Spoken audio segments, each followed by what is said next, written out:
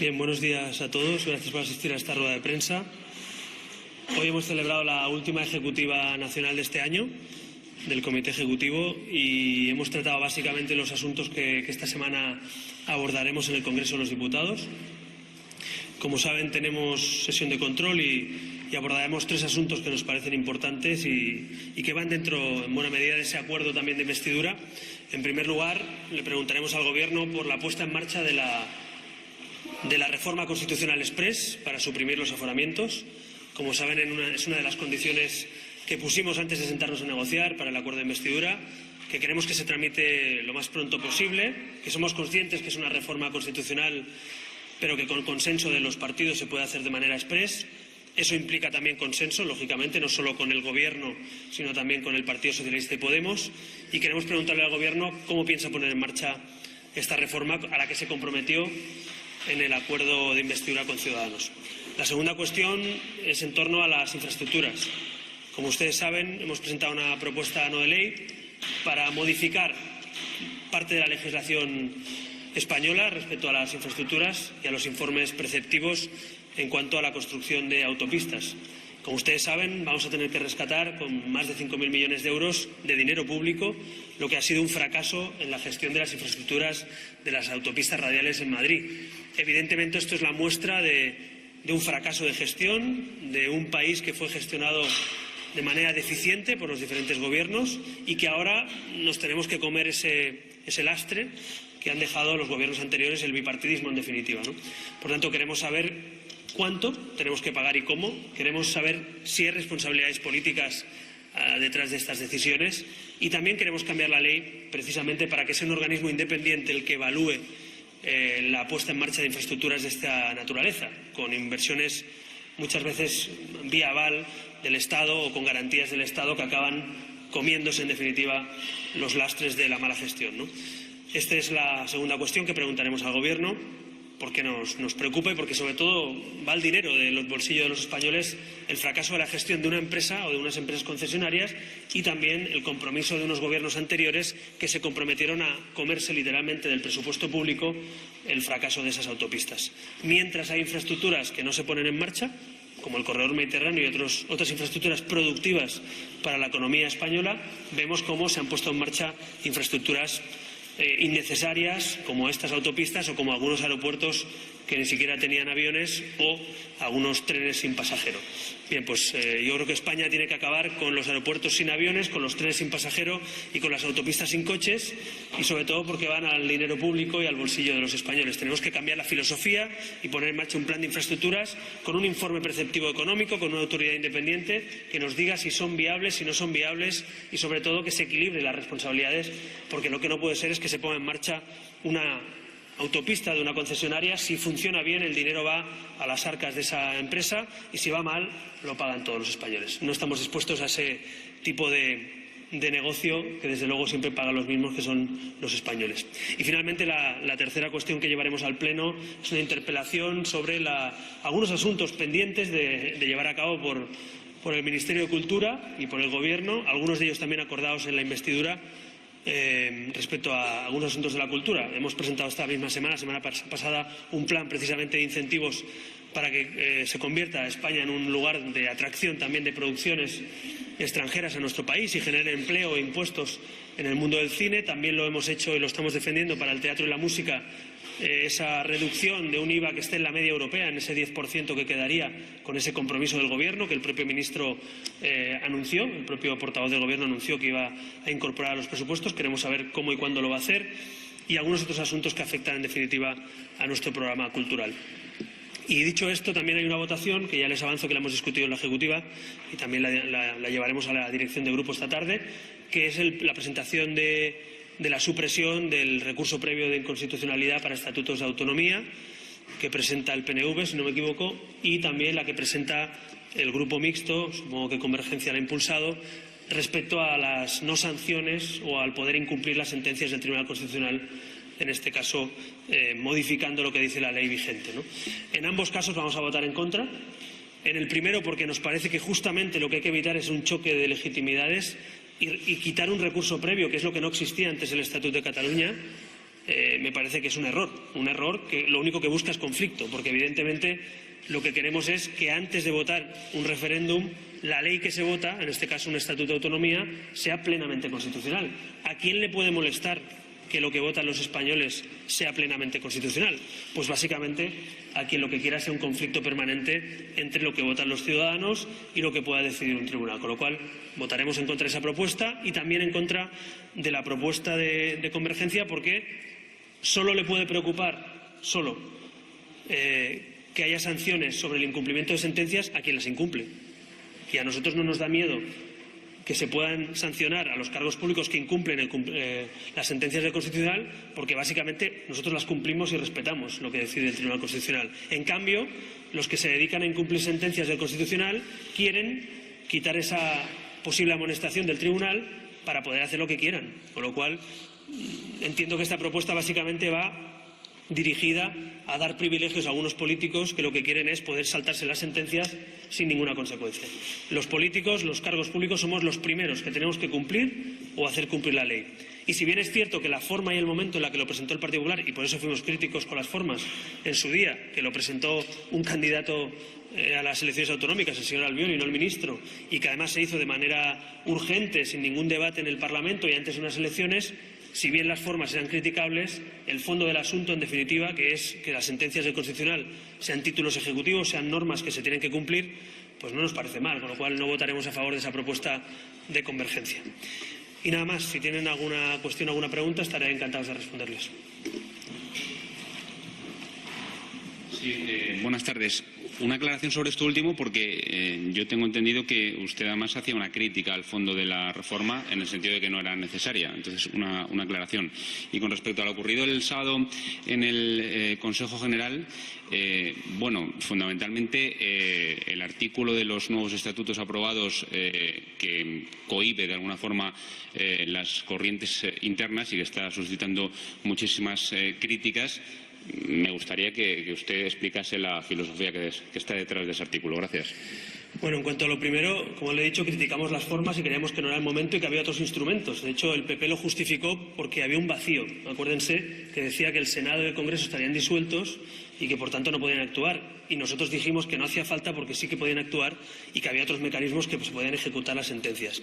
Pero dicho eso, ahora en estos momentos, precisamente donde eso está en vigor y además parece ser sin ningún tipo de tapujos, que los que lo proponen lo que pretenden es básicamente que no pueda ser sancionable el saltarse una sentencia, pues a nosotros no nos parece que sea ni el momento ni oportuno y desde luego que a nadie le molesta ese artículo tal y como está redactado. Solo le puede molestar, insisto, a quien esté pensando o ya haya incumplido las leyes, que no es el caso de Ciudadanos. También les quiero recordar que en el acuerdo con el Partido Popular también hablamos de despolitizar el Tribunal Constitucional, también lo hicimos con el PSOE y a nosotros nos gustaría que en un futuro se pueda abrir un debate sobre la ley orgánica del Tribunal Constitucional, pero no para que las sentencias no se tengan que cumplir, sino para que no se politice el órgano, para que los cargos que están en el Constitucional tengan limitadas las puertas giratorias, para que tengan una mínima antigüedad, para que no tengan un cargo político o en un partido político. Es decir, la despolitización del Constitucional es uno de los temas que queremos tratar en esta legislatura. Pero no vamos a modificar la ley orgánica del Constitucional para que no sean ejecutables sus sentencias y no vamos a hablar de la despolitización. Por tanto, hablaremos de la despolitización seguro esta legislatura. Es uno de los puntos que hemos acordado también y espero que el PSOE también se sume, como también acordamos en su día con el acuerdo con el Partido Socialista. Respecto a los estatutos, en primer lugar, pues debo también felicitar a los militantes, a los consejeros generales, prácticamente por unanimidad. Se han aprobado en ese Consejo General, que representa a los militantes del partido, se ha aprobado por unanimidad una reforma estatutaria. Creo que solo hubo un voto en contra, por tanto, los representantes de las bases del partido han ratificado lo que era una ponencia de estatutos y ahora eso tiene que ir a 750 agrupaciones que pueden enmendarlo, por tanto, segunda enmienda posible, y luego va a una asamblea con, creo que son 500 y pico delegados, donde pueden volver a ratificar o enmendarlo todo, con lo cual esto no es más que una propuesta que tiene ya el aval del Consejo General por casi unanimidad y, lógicamente, me parece que no creo que todos los consejeros generales de Ciudadanos que representan a los militantes hayan votado cosas que se han dicho que no existen, ¿no?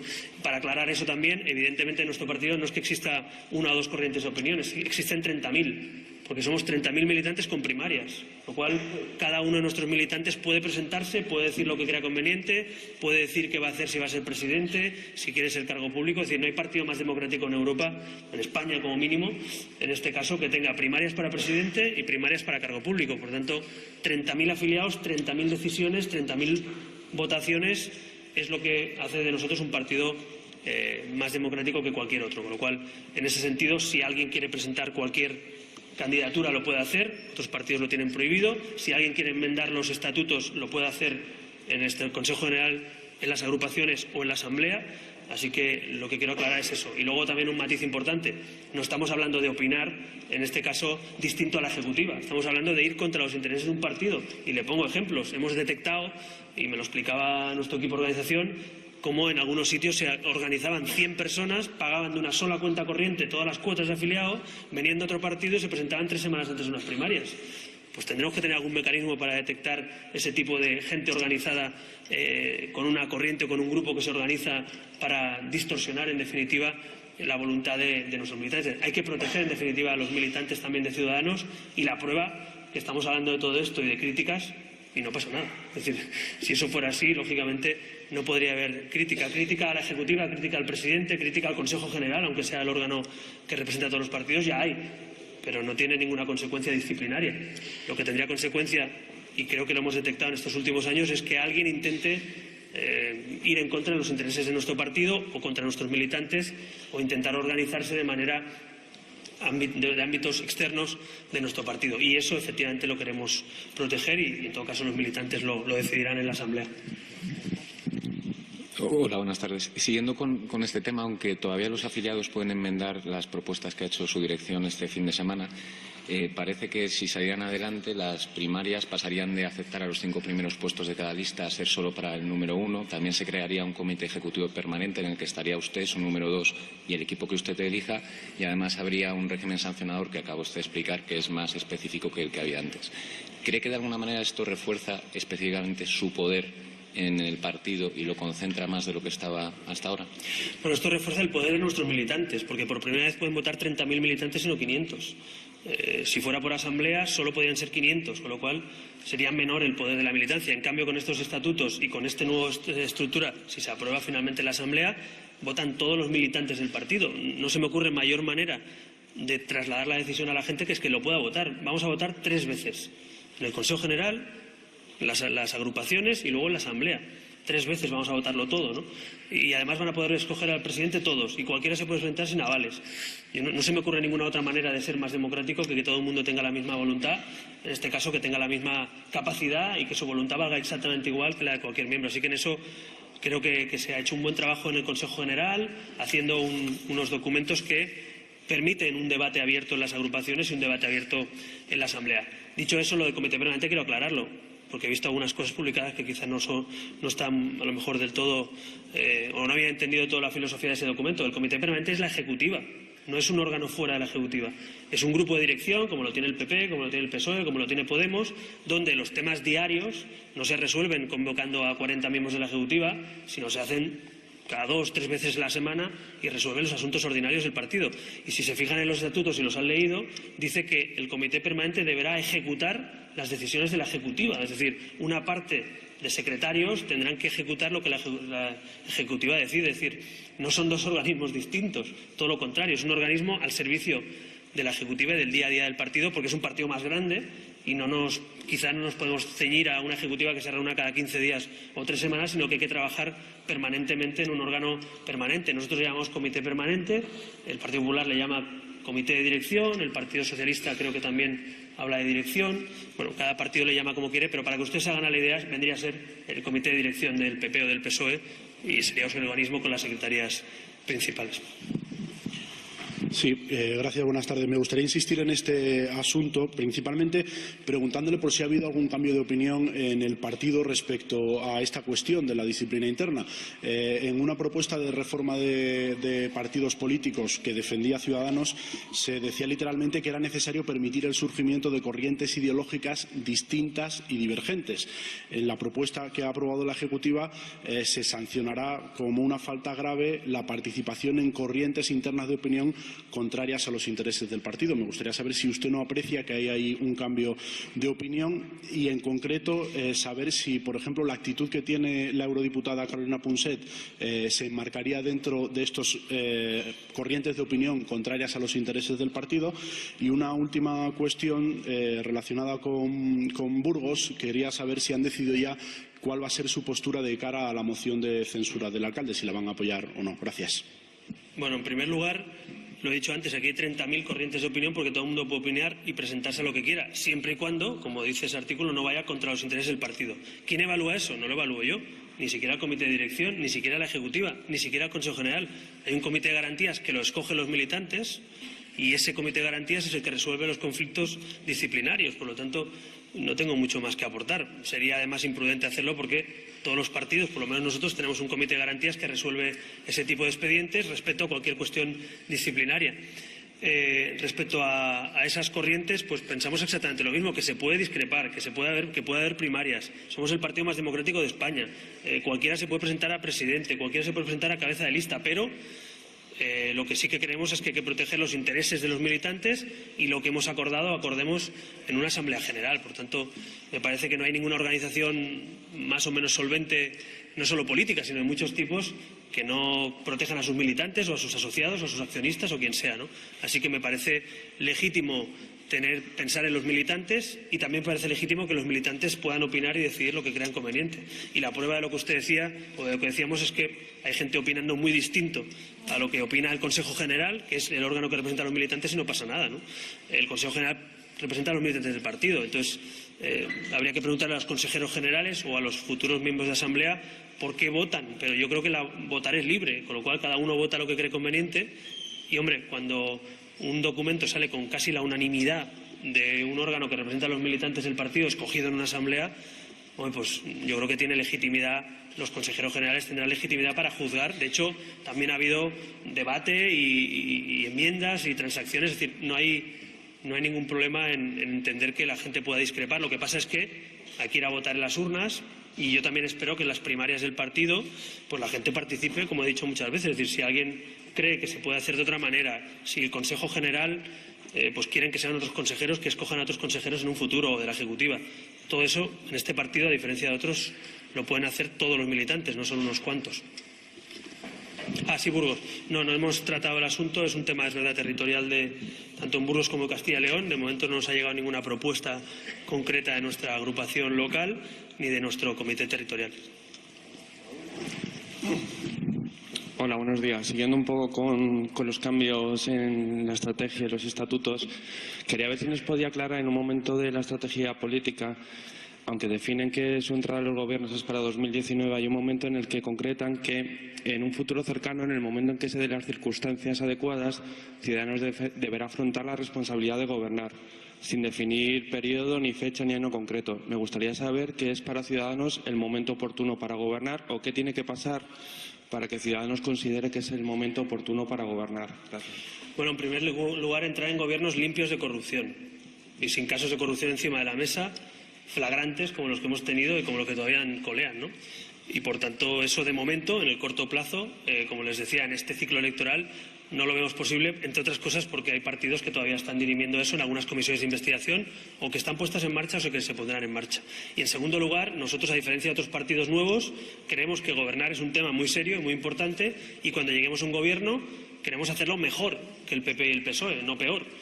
Y, por tanto, lo que queremos es prepararnos, formarnos, trabajar, aprender también en la vida parlamentaria, trabajar esos acuerdos que hemos llegado, que también son importantes de desarrollar. Todavía hay muchos puntos de desarrollo en los acuerdos de investidura, en Andalucía, en Madrid, en capitales distintas, en Castilla y León, en Murcia, en La Rioja. Es decir, Ciudadanos ha llegado a acuerdos muy relevantes de investidura que tienen que ir desarrollándose y, por tanto, en el corto o medio plazo no nos lo planteamos, si es la concreción que usted quería, pero en el largo plazo, a partir del siguiente ciclo electoral, sí que creo que es el momento de que este partido, si hay limpieza de corrupción por un lado y además se produce la posición en la que Ciudadanos puede gobernar, pues intentaremos hacerlo, ¿no? Ese es un poco el documento base, podemos decir, que tiene que ser también discutido, como ustedes saben, en agrupaciones, en asamblea, pero nos parece que fijar un objetivo claro de que este partido, así como cuando entró en las instituciones quería hacer vida parlamentaria, trabajar en la oposición, llegar a acuerdos de investidura desde fuera. Eso, igual que lo hemos visto y está dando frutos, también creemos que a partir de 2019, seguramente el siguiente ciclo electoral, se abrirá la posibilidad de entrar en gobiernos, y creo que nuestros votantes, nuestros militantes tienen que saber que si eso pasa, pues podremos hacerlo, ¿no?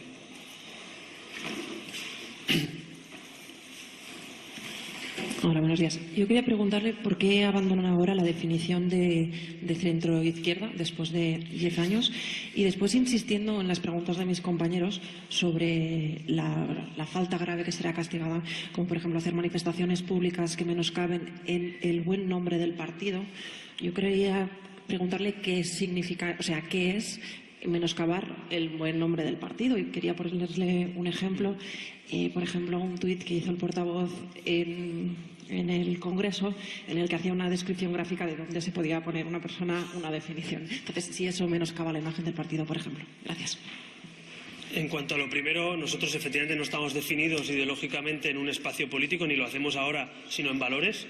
En un momento dado, es verdad que en Cataluña había una coyuntura en el preámbulo, no en el contenido, el preámbulo del ideario antiguo, del ideario autonómico catalán, había una definición de un espacio político que estaba vacío, y es verdad, porque el debate estatutario dejó a mucha gente en Cataluña con una sensación de que el Partido Socialista había entrado en una deriva nacionalista y en el tripartito y esa reforma estatutaria. Pero aquello era un preámbulo, no una definición ideológica, no una definición de partido. Era un espacio político que consideramos que había quedado huérfano en el 2006 en un debate estatutario en Cataluña.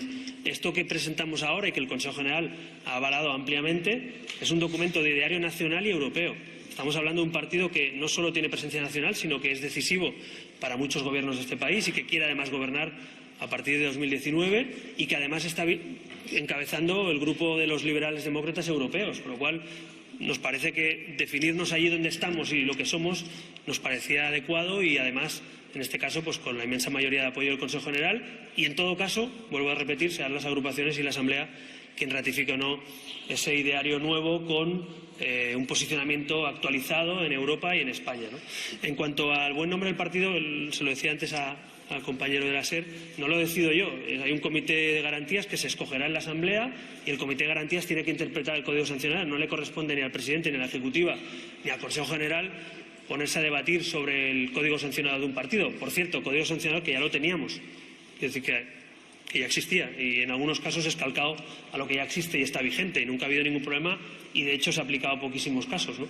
Con lo cual, en ese sentido, el comité de garantías que surja de la Asamblea pues tendrá que interpretar lo que la Asamblea decida, y vuelvo a repetir, 30.000 afiliados pueden decidir cuál es el código sancionador de Ciudadanos para sí mismo. Así que espero que haya debate, agrupaciones que propongan también enmiendas, mejoras, delegados, candidatos a presidente y a ejecutiva. Por tanto, tenemos todas las bases puestas para que cualquiera pueda o presentarse a presidente o enmendar hasta la última coma de cualquier documento. Pero la Ejecutiva saliente o el Consejo General saliente dejan una ponencia para que sean debatidas y, en todo caso, aprobadas. Hola, sí, yo quería saber, respecto al tema de las primarias, ¿por qué se ha decidido ahora? Es verdad que en los estatutos actuales no estaba definido del todo, simplemente decía como regla general para los primeros puestos, luego hay un reglamento que lo desarrolla y dice los 5 primeros. Ahora en los estatutos ya se limita eso, no a los 5 primeros, sino al primero, y además en las poblaciones más grandes. ¿Por qué este cambio? Bueno, esto primero que es un cambio que habría que preguntar a todos los consejeros generales, pero bueno, yo estoy encantado porque también voté a favor de ese reglamento y de esos estatutos y de ese ideario y de ese documento de estrategia. Nosotros, efectivamente, nuestros estatutos no estaban consolidados diciendo que se tenía que votar sí siempre al número 1, decía que los primeros puestos eran ciertamente ambiguo y se desarrollaba por reglamento, con lo cual cualquiera podía, en todo caso, modificar eso. Lo que hemos hecho es llegar a un punto intermedio en eso, que es vamos a consolidar nuestras primarias. En Ciudadanos va a haber primarias y va a seguir habiendo primarias siempre, por lo menos mientras nosotros encabecemos este proyecto, y además extendemos las primarias al presidente y a la ejecutiva del partido. Por lo tanto, se escoge presidente y ejecutiva por primarias y se escogen los cabezas de lista por primarias. Y además, los cabezas de lista creo que además se hace mención expresa en cada circunscripción, con lo cual no es solo un cabeza de lista, sino, por ejemplo, en generales pueden ser muchos más, ¿no? Lo que sí es verdad que limitamos a 400, que hubo una enmienda y ha quedado en 400 militantes la base mínima para votar primarias. Es decir, entendemos que tiene que haber un quórum mínimo para que pongas en marcha un mecanismo de primarias en una agrupación o en una candidatura, ¿no? 400 nos parece que es un número que ni es muy exagerado, por tanto permite que haya primarias en muchos lugares de España, pero es un mínimo también exigible para que se produzca todo un mecanismo de primarias. En todo caso, debo recordar que los estatutos actuales creo que eran 150 para unos 1.500 afiliados que tuvimos entonces, ahora tenemos 30.000 afiliados y no sube a 3.000, sube a 400, con lo cual digamos que hemos sido, creo que el Consejo General y la Ejecutiva han llegado a un acuerdo bastante flexible para que se produzcan primarias pues en la inmensa mayoría de provincias y seguramente en la inmensa mayoría de capitales, y me atrevería a decir que en muchas capitales medianas, ¿no? Con lo cual nos aseguramos que hay primarias, es una cosa que genera quórum, por cierto, con la inmensa casi unanimidad del Consejo General, y estoy convencido que este puede ser uno de los debates que se produzcan, pero en todo caso lo que sí que sería y vamos a defender desde la Ejecutiva es que siga habiendo primarias y que se reconozcan los estatutos, que nadie proponga quitarlas o que nadie proponga en definitiva suprimir algo de lo que hemos hecho bandera. Gracias. Buenas tardes. Quería saber si le consta que exista una negociación del PP y el PSOE para poner límites al debate sobre la reforma de la Constitución y qué le parece lo que ha trascendido de esa supuesta conversación hasta ahora. Gracias. Bueno, nosotros esa parte previa lo hicimos porque nosotros, a diferencia del PSOE, nos sentamos a negociar con el PP y hablamos de la reforma constitucional. De hecho, uno de los puntos que nos costó más arrancarle al final al PP en esa negociación fue incluir en el acuerdo una mesa de trabajo para reformar la Constitución, ¿no? Con lo cual sé de lo que hablo porque tuvimos que pelear, podemos decir así, hasta el último minuto para que el PP aceptara reformar la Constitución. Recuerden ustedes que el PP en su programa no lleva ninguna reforma constitucional, incluso Rajoy dijo en campaña que no hacía falta. Hemos conseguido traer al PP a los que pensamos que sí que hay que actualizarla y mejorarla, y yo estoy de acuerdo también en que para actualizarla y mejorarla hay que ir a una mesa de trabajo y saber qué queremos. Y yo creo que en eso tiene sentido que PP, PSOE y Ciudadanos, y espero que Podemos también, pero sobre todo los tres partidos constitucionalistas, que somos necesarios para los 2 tercios de las reformas, porque hay muchas reformas que necesitan 2 tercios, pongamos un mínimo común denominador, ¿no? Por tanto, me parece bien que el PP, el PSOE, y nosotros ya lo hemos hecho, hablemos un poco de eso. Recuerden que nosotros pusimos un referente, un documento, una referencia, que era el informe de Estado del ponente Rubio Llorente, que yo creo que marcaba un poco las líneas básicas de dónde partir. Nosotros ya tenemos, digamos, ese límite mínimo acordado con el PP, y si el PSOE está de acuerdo en ese informe de Estado y además se quieren abordar algunas otras reformas, pues nos tendremos que sentar a hablar. De hecho, la reforma exprés de los aforamientos es uno de los primeros puntos que tenemos que abordar. Pero me parece bien que antes de abrir un debate en una ponencia constitucional en el Congreso sepamos un poco los partidos hacia dónde va esa reforma, ¿no? No es lo mismo reformar la Constitución para hacer referéndums de independencia que reformar la Constitución para suprimir aforamiento, reformar el Senado o fijar las competencias estatales autonómicas. Son reformas distintas, ¿no? Así que yo creo que es bueno que hablemos antes, y yo, de hecho, creo que lo que debería hacer el Gobierno también es esa mesa de trabajo que hemos propuesto en el acuerdo, pues poner fecha a partir del año que viene para ver cuándo los expertos, yo creo que sería bueno que fueran expertos constitucionalistas, trabajan un documento que pueda ser de amplio consenso. Y espero también que se sume Podemos, porque aunque podamos discrepar seguramente en algunas cosas, una reforma constitucional, cuanto más consenso tenga, muchísimo mejor. Pues muchísimas gracias, buenos días y feliz Navidad. Bueno, pues Ciudadanos preguntará al Gobierno por la reforma de la Constitución Exprés para suprimir aforamientos, una de las exigencias de la formación naranja para respaldar la investidura de Rajoy. Ha dicho Rivera que es una reforma que debe hacerse por consenso y que los partidos deben hablar para ver por dónde debe ir. También preguntarán el miércoles por las infraestructuras en la sesión de control, porque España, ha dicho, debe acabar con el modelo de autopistas sin coches, trenes sin pasajeros y aeropuertos sin aviones. Rivera ha señalado además que hablarán con el Gobierno para abrir el debate sobre la despolitización del Tribunal Constitucional en esta legislatura.